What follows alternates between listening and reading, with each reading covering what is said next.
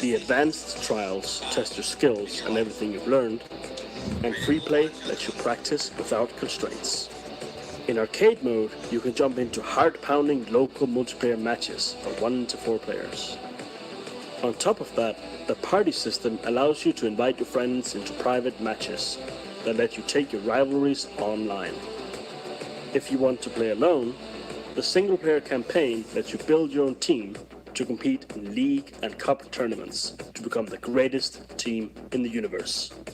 If you're looking for a real challenge and want to show off your skills, you can take on the world in the online Blitz mode, where you face off against friends and strangers alike, build your win streak, and brawl to top the worldwide leaderboards.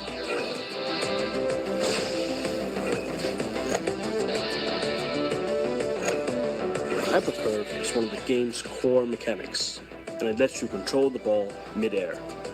Using this ability, every match becomes considerably less predictable and allows you to score a goal from pretty much anywhere in the arena, especially if your opponent didn't see it coming. The hypercurve can be used anytime you throw the ball and allows you to control the ball's trajectory and run obstacles and players alike. Think of it like a superpower that keeps your opponent on their toes. The more power you add to your throw, the less control you'll have over the hypercurve itself, so you must carefully consider how and when to use it.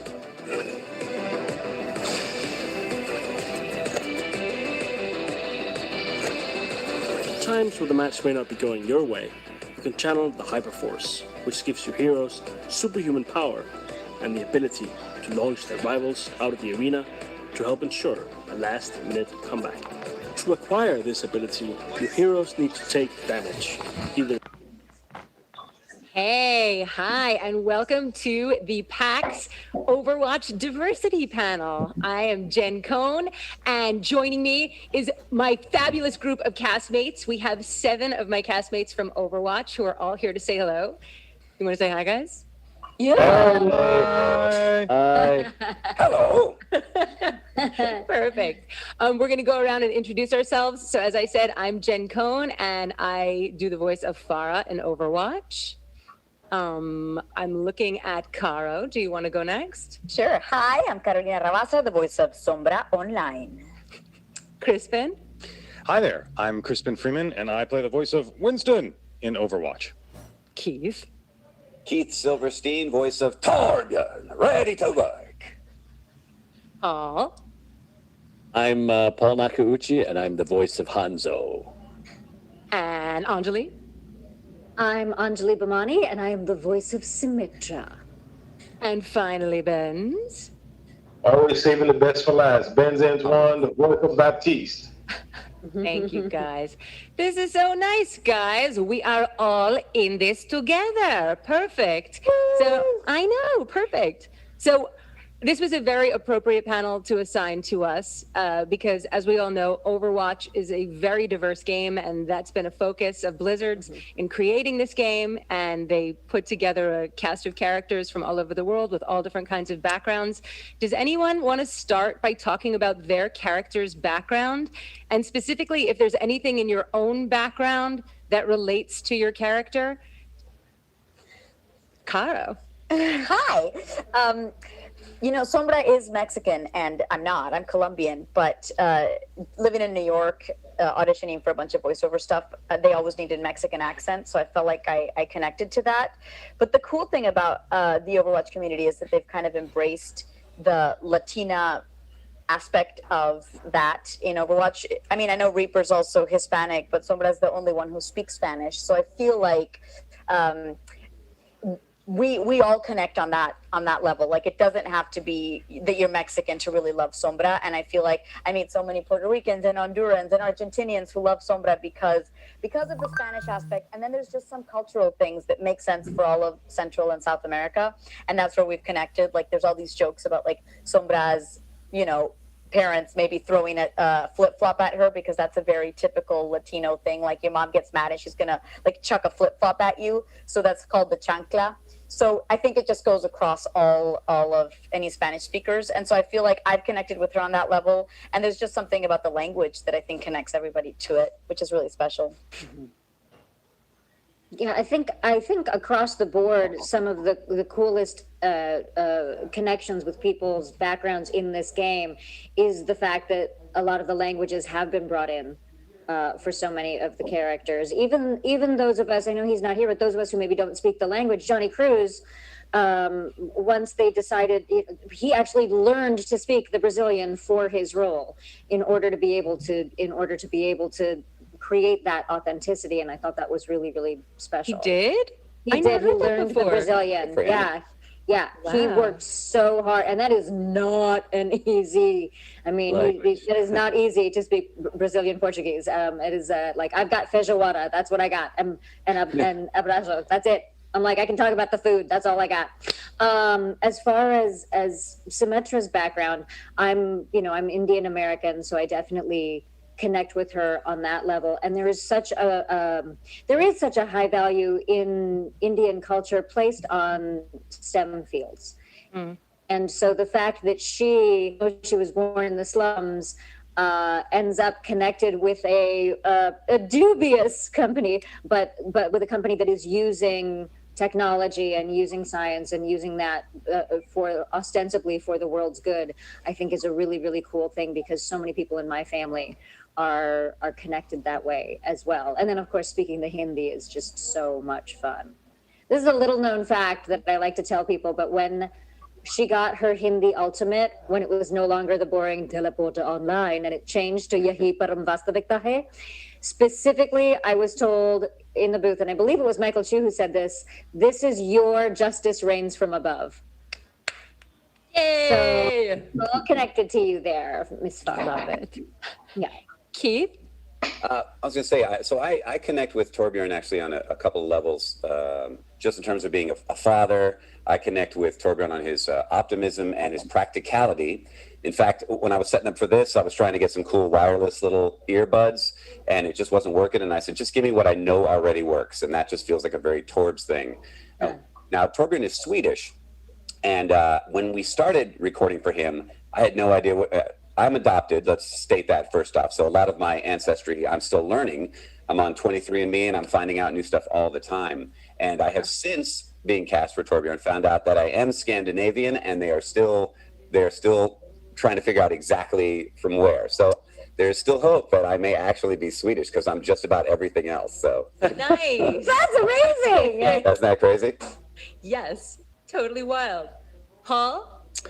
Hi. Yes. Well, of course, Hanzo is Japanese, and I am Japanese American. I was born here. My parents were born here, but I have a very ethnically rich culture, background. My grandmother was from Japan, and so I have a lot of connection there. Although I don't speak Japanese fluently, because my parents didn't really speak Japanese to us when I was growing up. Mm-hmm. They were kind of like would only speak it when they didn't want us to understand stuff. And, I think that's typical of so many immigrant families. Yeah. Like Yiddish is dead because of that, because that was the secret language that you didn't say to the kids. Yeah, exactly. So, I mean, I learned some Japanese when I was older, and I actually took Japanese, So, that's the background of Hanzo, which I really enjoy playing immensely. And going to Japan a couple of years ago, it was like really amazing, because a lot of the scenes, in the background is so taken from, places right in Japan, right in Tokyo and stuff. So it was really neat. You were there during Sakura season too. Yeah, I was there cherry during blossoms, Sakura season, which yes. is just like the Hanamura map, Yes. where you see the cherry blossoms just falling Just everywhere. falling. It was Yeah, amazing. yeah. We were very lucky because we were there for the peak of the season, so it was like incredible. Oh, beautiful. Yeah. Benz? Yes. For me, of course, whenever I open my social media, I get messages from people that I can't believe this guy speaks Creole. For them, I mean, that's the exciting part for me is when I was, when Andrea started to poke around Montreal to see if she could find somebody who was Haitian, as I am, same as Baptiste. But that's pretty much where it ends. I've never, yes, I'm fluent in Creole, but I have never been to Haiti, so it wasn't so much me connecting to the character based on the background of Baptiste and stuff like that, because there's no connection there.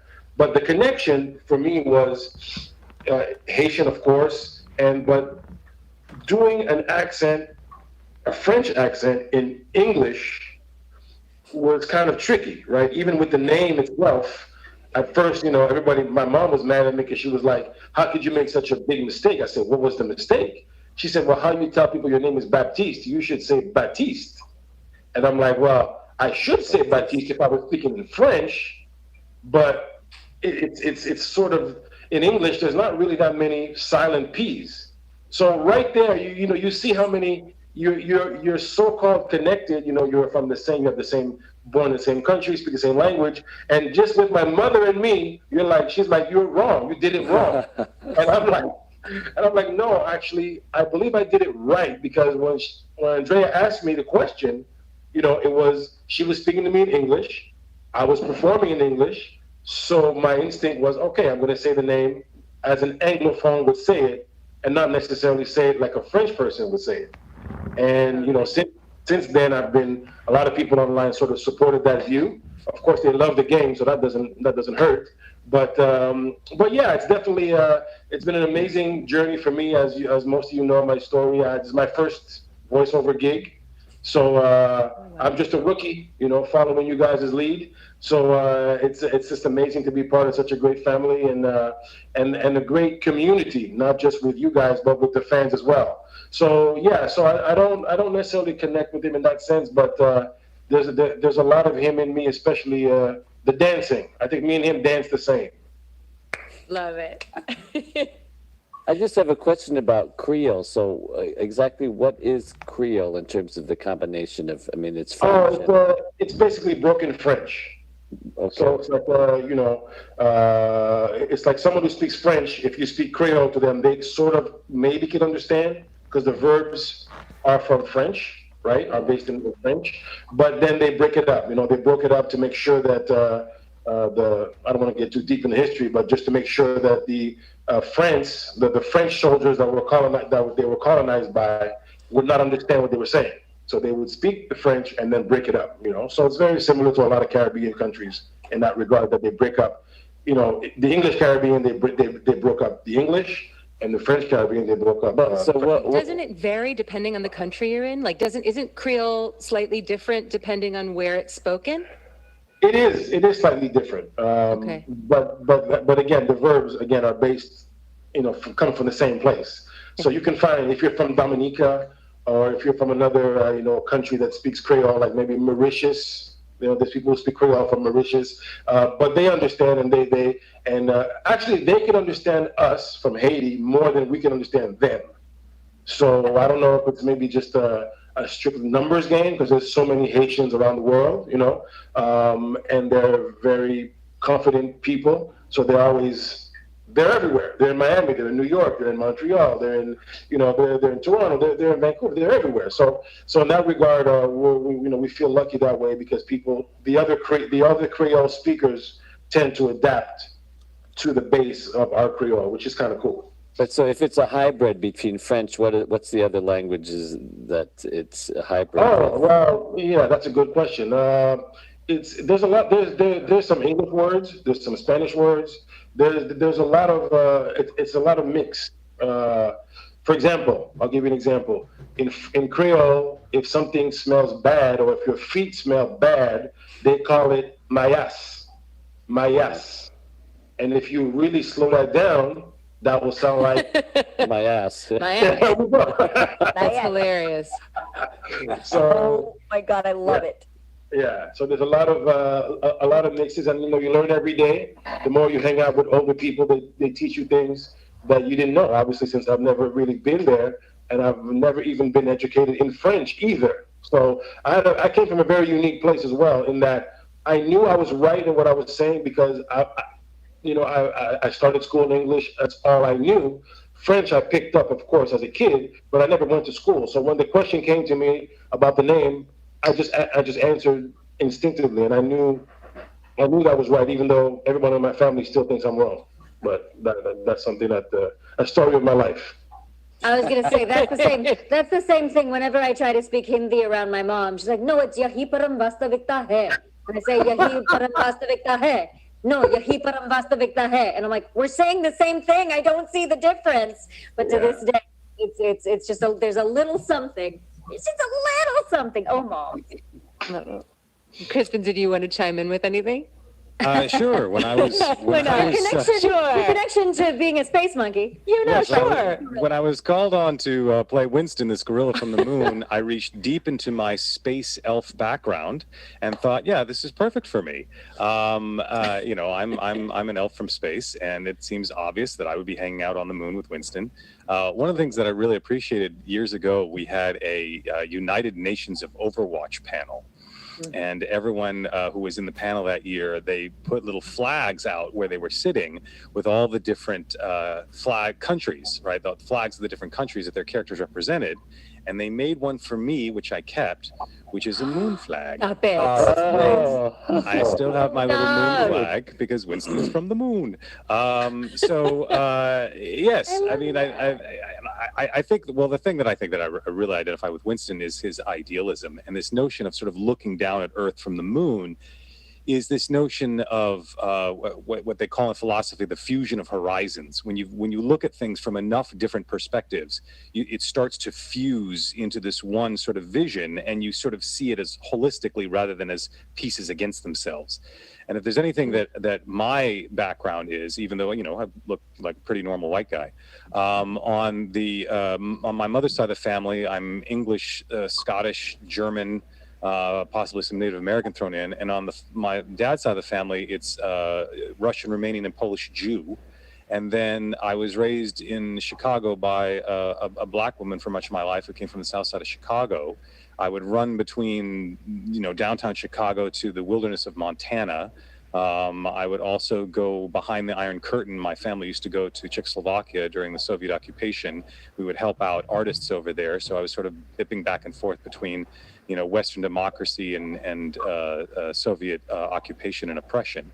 And I was also bouncing between the north side and south side of Chicago, which is very segregated, white side on the north and black side on the south. And so I was constantly having to jump between different frames of reference, and I could never privilege one over the other. So that's the thing I'm probably most grateful for in my upbringing, is that at a very young age, I had to learn, no, there isn't one way to look at this. I have to be able to jump to different perspectives.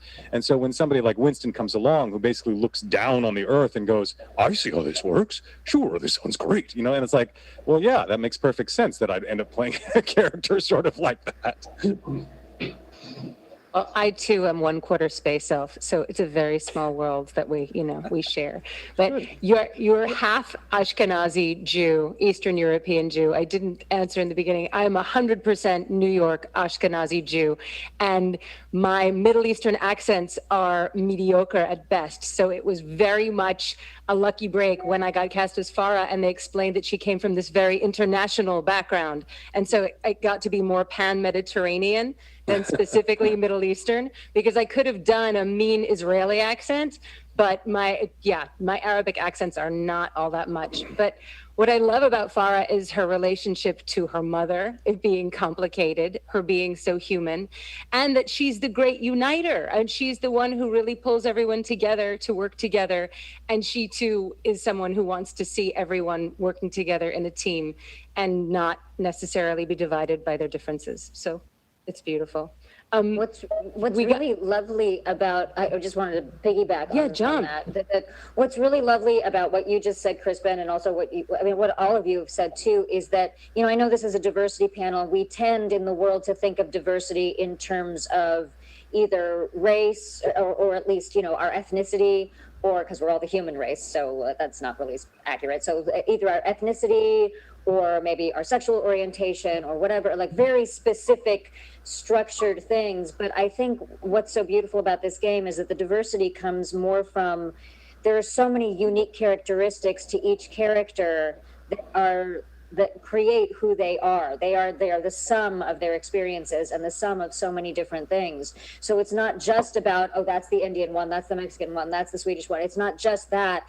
It's that all of them come from such diverse experiences, and that we learn so much about them through the game and through the lore. And that all of us have something that we have in common with them. You know, Crispin, you said the idealism, and that Jen, that she's the great uniter. And for me, Symmetra, I love so much how much she has taken her history and her difficulties in her past and used them to use them as fodder to inspire her to make the world a better place, which it can go either way. You know, we see that in stories all the time. And so for me, that's something that's such a cool, unique thing about her. And we see that difference in each one of the characters in this game. Who's gone to the dark side, who's gone to the light side, who's not sure, who's still trying to figure it out. I think diversity speaks in that way too, not just in terms of the structures that we all know of specifically, socially, internationally, all of that. There's been so much talk lately in the union and in our industry about diversity in casting.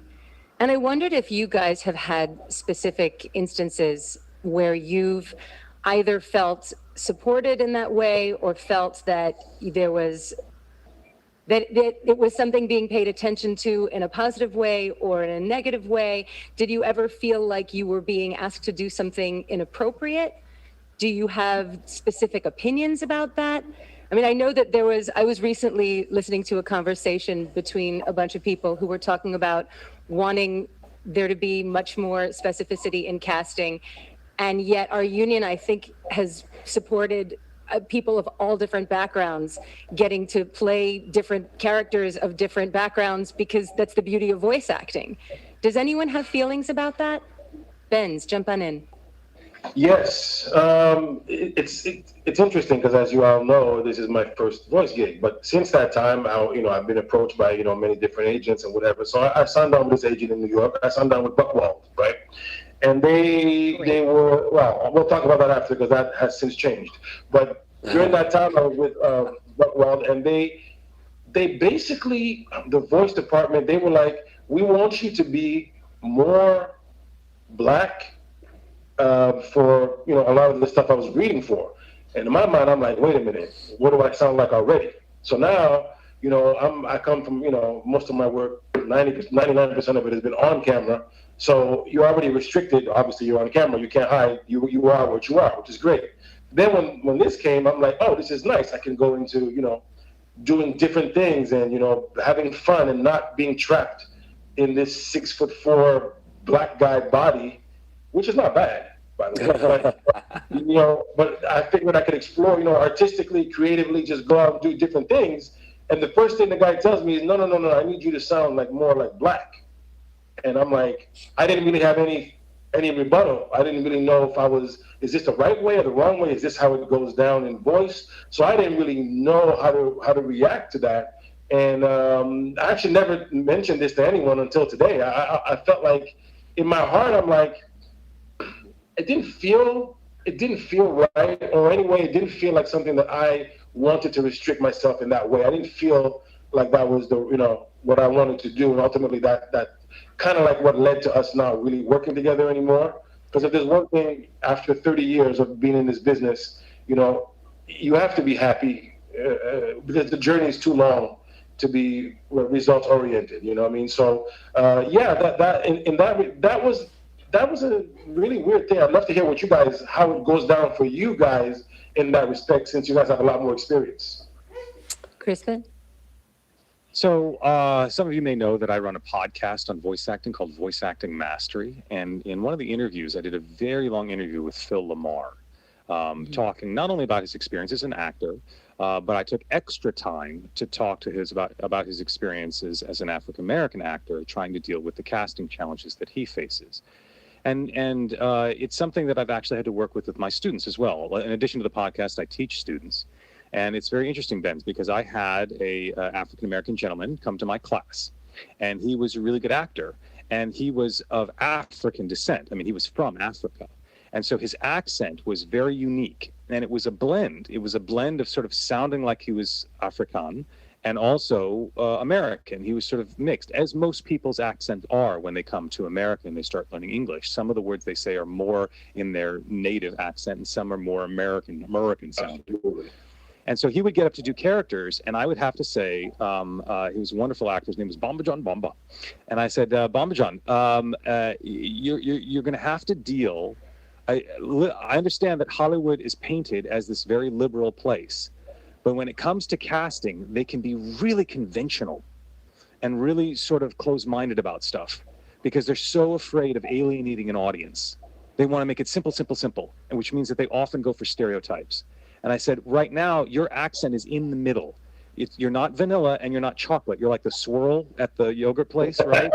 and the swirl flavor confuses the white people who are casting. They don't know where to put you.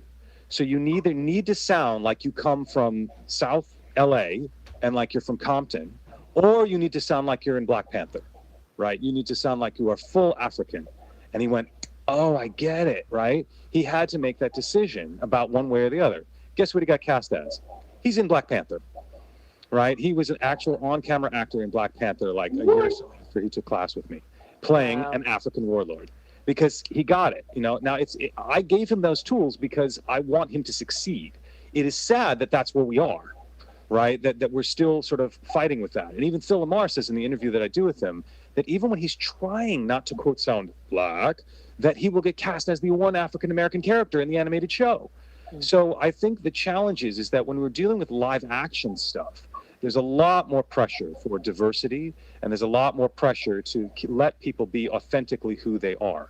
When we get into animation and video games, I don't know if it's because the demographic that they're shooting for is younger, and so they start to think more stereotypically, and they're not willing to take the same risks because they just want to be able to easily slot people into their character types.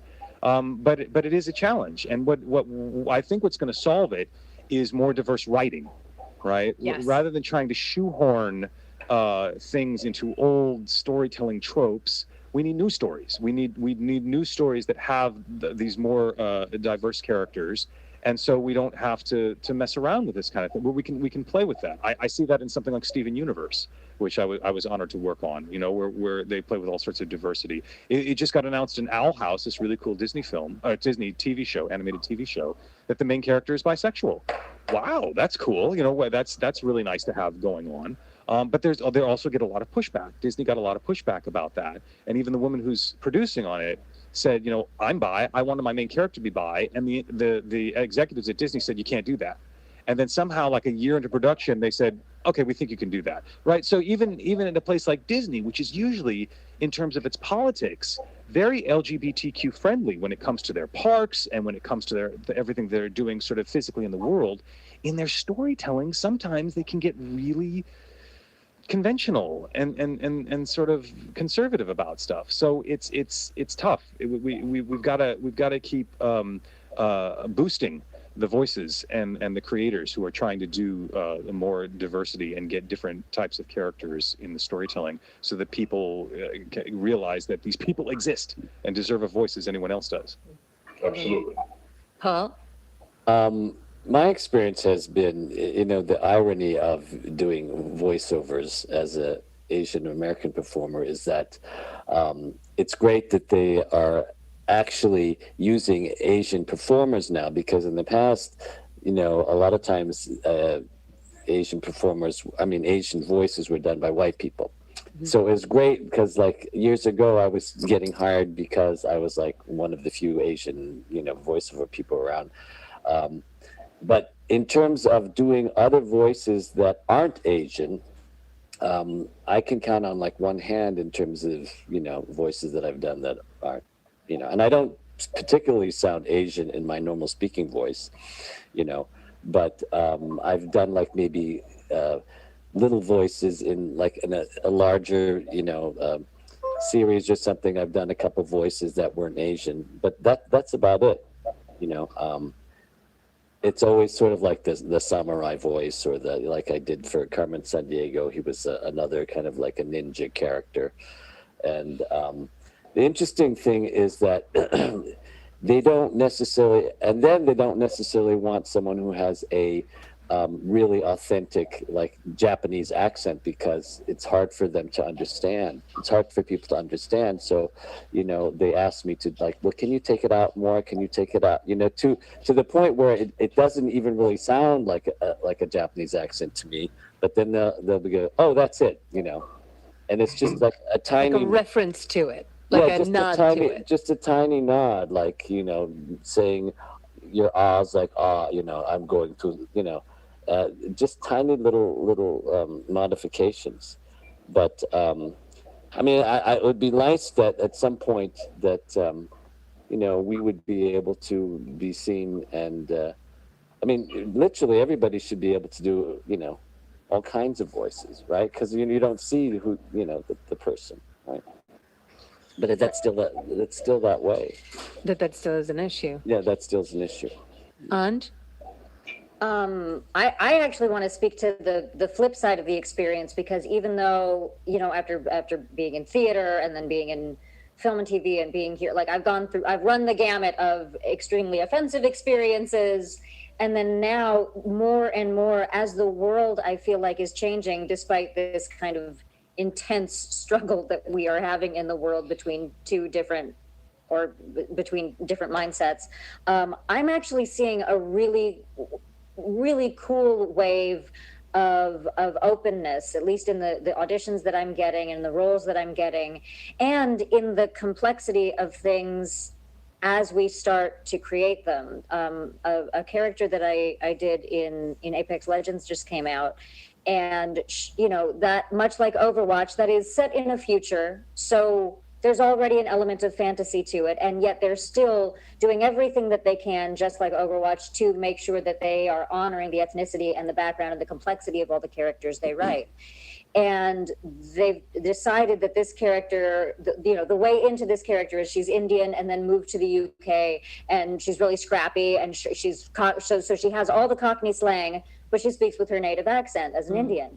And because accents are so personal to everybody's experience, and that is our way as voice actors to convey so much of the complexity of the person's experience, I find it very interesting, because no matter what, I feel like no matter what you do, there's going to be someone who says, oh, well, someone from there wouldn't speak like that. And you're like, but someone with this experience, it's a different thing. My mom has been in this country for 51 years. She still has an Indian accent, but she speaks with American slang. She speaks with American vernacular. And so I have found it very hopeful, and I found it very inspiring to know that there is so much attention paid in our sessions to being like, well, this is the background of the character. Talk to us about what you think, and let's talk about how we want to hone, how we want to fine tune what is the specific accent choice and what is the specific vocabulary choice. Because really the combination of those two things, and then obviously the flavor that you give it as an actor, the combination of those two things is what's going to make this character unique. Mm-hmm. And I'm really excited by the fact that is happening. And it happened with Symmetra when we were working on her sound, that she was much more highly educated British Indian sounding, even though highly educated British educated trained Indian, because obviously a lot of Indian folks either go to school in the UK or that's the training that they have in their own homeland, it comes from the UK. So just that yummy stuff is actually being talked about in the sessions. And I think people consumers and gamers and people in the world are starting to come along to, there is no one right accent. There is no, because everybody sounds different. We're all here in the US, well, except for Ben's, you're in Canada, but we're all here in the US and we all sound completely different. So why would it not be the case for anywhere else? And that excites me. I will say also, one very sad experience that I had, sad for me, was an interesting an interesting development, I think, in the casting world is that I was cast in a project as a character who looked Indian but didn't have an accent. And about halfway through the recording process, a few sessions in, they decided to change the character to look either, I don't know what they landed on, but it was either going to be Black or Latina. And they said, we have to recast you because you're neither of those things. And this, even though she didn't sound that way, they decided we want to go with someone who is of that background, even though we're not going to see them. And it was a shock to my system because I'm used to that in TV and film, but I'm not used to that in voiceover. So it's a double-edged sword as an actor, if that is going to happen. But I can see how it might be a sign of progress for us in general in casting. That people are now just being much more aware of let's be true to who we're trying to cast here. You know? Get that. Keith? Yeah, it's a complicated issue. I think in a perfect world, you know, like Ben's was kind of saying, it'd be great that we could all just do any voice we want to do. I mean, creatively, it's fun to be able to explore, you know, any avenue. And I've spent a lot of my career doing that. I don't think I've been pigeonholed in anything in particular. I have had studios that only call me in for Black parts, and I have other studios that go, oh, wait, you're Black? I had no idea. So you have it's all over the board there. And when I say in a perfect world, it would be that way. This is clearly not a perfect world. We have a lot of changes to make. And I think that the studios are looking for authenticity is generally a good thing. It's a positive thing. We all can look back at Hollywood at the on-camera stuff all the way back to blackface and Breakfast at Tiffany's and all these examples of white actors stereotypically playing people of color. And even if they had good intentions, which a lot of those, I mean, who knows what they were thinking at the time.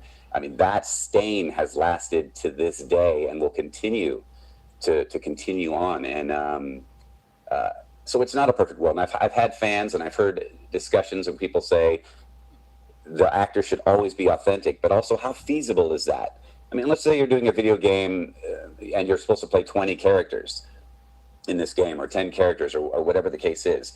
A character may only have a few lines. Do they really have to get an actor in that's that exact ethnicity? How important is that? It gets complicated, but I do like seeing that now authenticity is important. One other thing, because I think Crispin, you talked about the writing changing, and I think that's a big deal too. And also as an audience, I think we need to change, and we need to be forced to change. I went with my family to Disneyland, and we saw the Frozen live show. And Anna, as a child, was white. And when she was grown, she was played by a Black actress.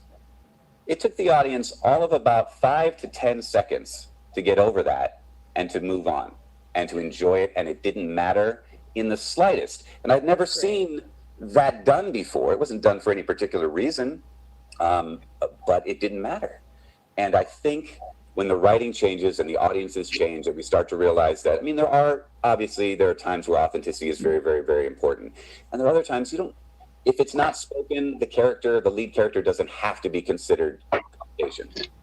It could be whatever, but I think in general, when you write something, you go, here's the script. If it's not mentioned, we all go, oh, white, and that's how it's cast. So if the writers are opening up and the developers are opening up to other ideas, that's going to open it up for everybody and everyone will have equal opportunities. Let's hope. And we'll still get some opportunities to flex our creativity and play some different roles as well. But it seems like it's very sort of case-by-case basis because you were talking about Disney with Frozen. And then just like a couple of years ago, Little Mermaid went out and this Asian girl was playing Ariel. And they got a lot of flack because, oh my gosh, Ariel isn't supposed to be Asian, but she's a mermaid. I mean, why couldn't she be? It's not like she's a mermaid. So, and they got all this kind of like hate about that. So it really is. It just depends on the project. It depends on I mean, that was maybe a couple of years ago. So maybe that would have changed. By now. No, I think it's going to be challenging for audiences. And I think the more times that envelope is pushed, the better. I think people have to stick their neck out, and they have to do it because we have to grow. I mean, how many years of television and film and stage have we all seen, that's been a certain way? All those stereotypes perpetuated constantly. I watch old movies with my kids all the time. I mean, just when I say old, I mean even 80s and 70s. And there's something sexist and racist in every classic I have watched from that period. It's unbelievable. It's not necessarily so bad that we have to turn it off, but it's enough that I have to mention it to my daughters and kind of explain why they did that. Yeah, like 16 Candles or... Yes. Exactly. I just was watching that with Mickey, same thing, and having to explain that was the norm at that time. And we don't even think of it having been that way, but that's how it was. Crispin? Yeah, Alexander Hamilton, how dare we have him be Latino? I mean, why would you ever want to do that, right?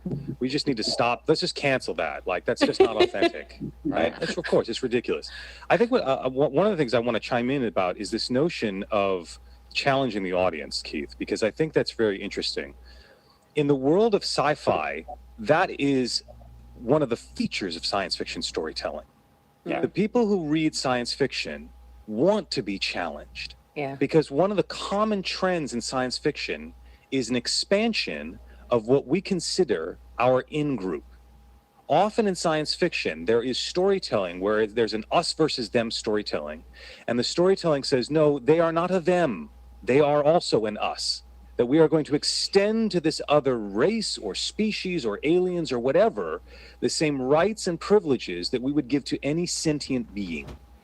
So whether it's Star Trek in the 60s, having this sort of international crew and having the first interracial kiss on television, or Lieutenant Commander Data, who is an android who we decide is part of Starfleet, or deciding we're going to make peace with the Klingons, or anything else, right? One of the features of science fiction is that you are challenging your notions of how things are supposed to be, and you are expanding your notion of what it means to be human. Who qualifies as having human rights or the rights of sentient beings. And anyone who thinks that's not the case or wants to complain about that obviously didn't read X-Men. What the hell is wrong with you, right? This is the whole point of this storytelling. And most superhero storytelling, which I would argue Overwatch is sort of superhero storytelling. Yes. Most superhero storytelling lives in this science fiction world. And so I think what we're coming up against is that there are people who maybe are not science fiction fans, who are used to what we might call just sort of normal fiction storytelling with everyday people doing their everyday things. They may not be used to being challenged this way. Well, welcome to the planet. There used to be a time where you could think, well, what I do doesn't affect somebody on the other side of the world. Well, it does now. Right? You eating a hamburger from McDonald's can affect the Amazon rainforest. You and how you drive your car and use petrol or gasoline affects people in the Middle East. You and how you use your chemical fluorocarbons and sprays and air conditioning affects the ozone layer over the Australians and the New Zealanders. Welcome to the world, guys. We're all connected. And so this idea of having to expand the notion of us is just part of how we're going to have to survive on a limited biosphere. So yeah, I agree completely. We've got to expand it. And if science fiction can lead the way, and any of that sort of fantasy style storytelling can lead the way to an expansion of what it means to be us and stop and getting rid of this them notion, we're all going to survive better on this planet together. Anj? Crispin just said it so well, and I don't know that I could even remotely. Here's what I want to add to this. The thing that I love about science fiction, the thing that I love the most about science fiction is that science fiction enables us, because it is distant enough from us that we can see it as other, but it is close enough to our experiences. Usually there is some similarity to where we are now in the world that it enables us to see things that may be not quite right with how we're seeing the world. And it serves to expand our view of what is possible. And that specific word makes me think of one of my favorite examples of it, and I know it's TV and film and we're talking voiceover, but the show The Expanse is such an incredible, it's an incredible science fiction show that everyone should watch to begin with, but they do such a wonderful job of pushing us into a future where, okay, no one's racist anymore. Now they're planetist. Because all of the races melded but now everybody's still fighting that, wanting to create an otherness within us. Because I think there is both of this, there within all of us, there is a combination of a desire to unite and a desire to belong to something and to the world at large. And then there's this dark side of us that wants to say, I am me and you are you, and do this. And the struggle between that I think that's something that we all struggle with through our lives, through different phases. And I think that's part of what the problem has been, getting audiences and writers and everyone to understand how to move forward in this way. And so The Expanse does a really, really great job of saying, just like Star Trek did, of showing us the world as we see it now, showing us the world as it can be, and then showing us the struggles on the way to get there. And that's a very inspiring thing. It's like Winston's quote, or Dr. Winston's quote, Dr. Harold Winston's quote, about, I'm going to get it wrong, but about dare to see the world for how you want it to be.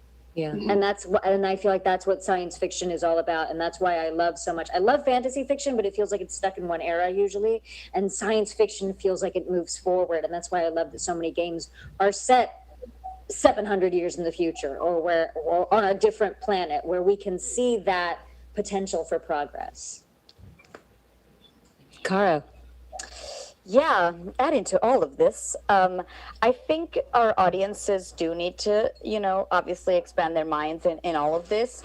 And I also think that casting has to work a little bit harder sometimes, because I always ran into, oh, we were casting this Latino thing, and where were you? And I go, I was trying to audition, for film and TV. Or, oh, we auditioned these people, we just didn't find enough Latinos. And I go, all of my actor friends are Latinos and none of them auditioned. How can you tell me you didn't find them? So as I experienced this, after I'd meet like the execs of this, or the director 2 years after they shot that pilot of all Latinos, and like none of my good actor friends auditioned, that's where I go, you're not trying too hard if you're telling me that in New York City and LA, you didn't find all these Latinos.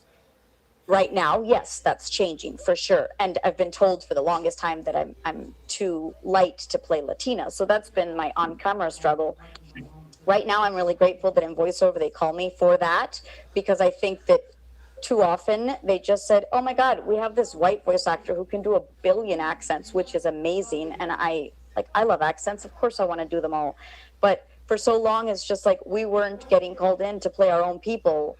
And then there was shitty Spanish being spoken, or no Spanish, because, they found out they didn't speak Spanish. So I think that authenticity is important, so that people watching go, oh, he really is a Mexican, or he's doing a really great Mexican accent, or whatever. So it's just like, I think that minorities haven't gotten to play themselves for the longest time. And so now we're doing it. And that's where I'm really grateful when I get called in to do a Hispanic accent, whatever, is very stereotypical, but I'm going to do it because it's a job that I'm excited to play, And on the flip side of that, I've also understood how sometimes casting also just goes, dude, this character, like, she nailed the personality and what we were going for. And she's not perfectly Brazilian, which is my case right now with a character on a Riot game.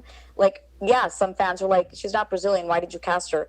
But dude, if there's just something that like you brought to the character that wasn't brought in by any other Brazilian that you did audition, there's got to be leeway to, okay, well, we're in the right continent, hopefully, or whatever. So it's just like, what are you going for? This awesome bombastic personality, or like Keith, I can't imagine anybody else being Torbjorn, because sometimes that's Johnny Cruz. Like, I cannot imagine anybody else being Lucio. So we have to have that flexibility too when we love a character's personality. I'm just glad Lucio isn't played by a white dude. Like, at least they're in the right direction and with the right sort of realm. Yeah, feel. Huh?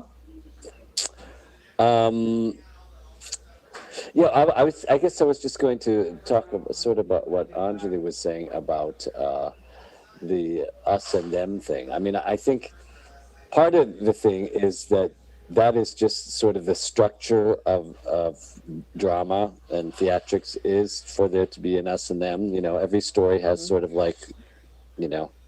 So I mean, I think that is sort of just built in sort of the theatrics of scripts and things. But I guess where it has to sort of change is what we have stereotypically thought as the them. You know what I'm saying? The viewpoint has to change, and I think in changing that, that's what will make it become more equal in terms of the weight of it. Because when you always have a certain group of people being the them, you know, it sets up this power dynamic that is disenfranchising. So we need to have stories where, you know, the them is another group of people. You know what I'm saying? So we don't always have that power dynamic struggle. You know. I think what happens, I think that's why the next step from the step after diversity is inclusivity. Right? That's the step. And it's why I love what Jeff Kaplan said when this game came out. He said the only people we want to exclude from playing Overwatch are people who exclude other people. Yeah. Like that idea that there is a story, there is some aspect of every character, there's some aspect some aspect of someone that everyone can connect with, one way or the other, whether it's their ethnicity, whether it's their storyline, whether it's their shape, their size, their attitude. Everyone feels included when they see their story being told through a character they can identify with.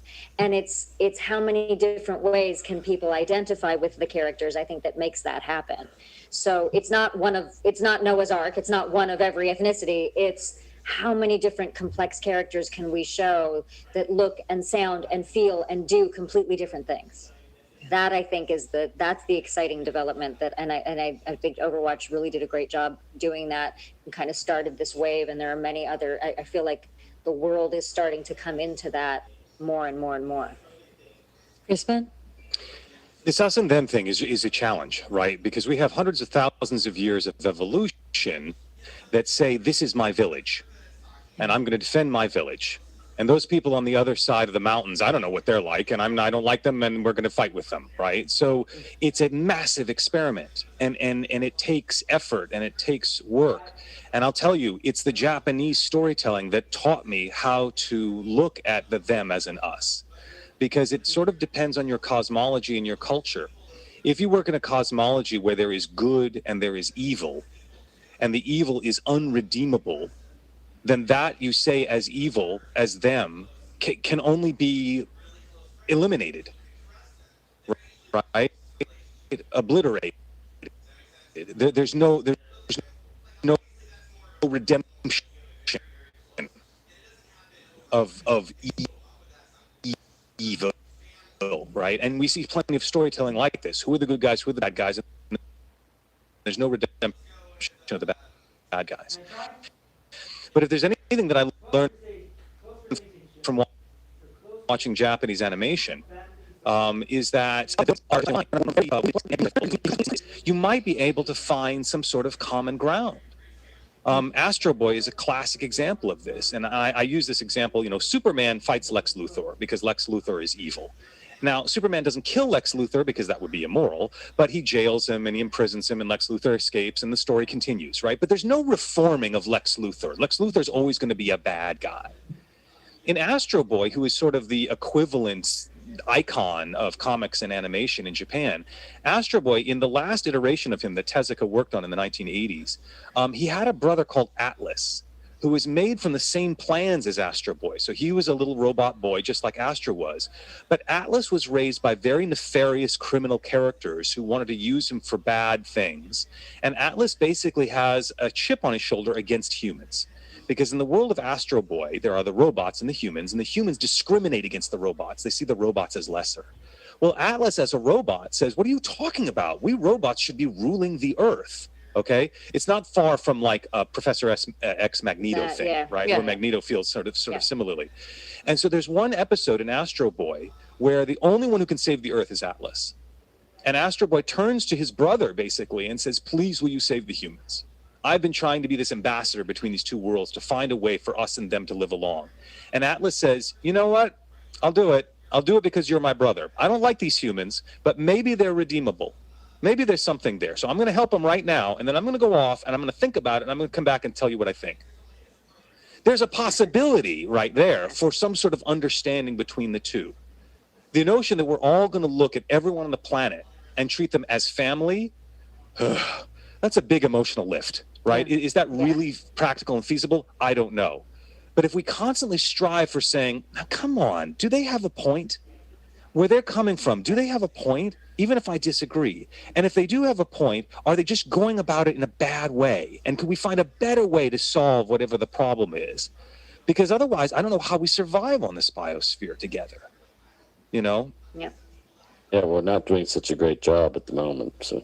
No, because it's hard, right? It's really, really hard. Everyone keeps acting like America is a country that has always and will always exist. Hell no. We are an experiment. And we can be taken over by a very small group of very angry people.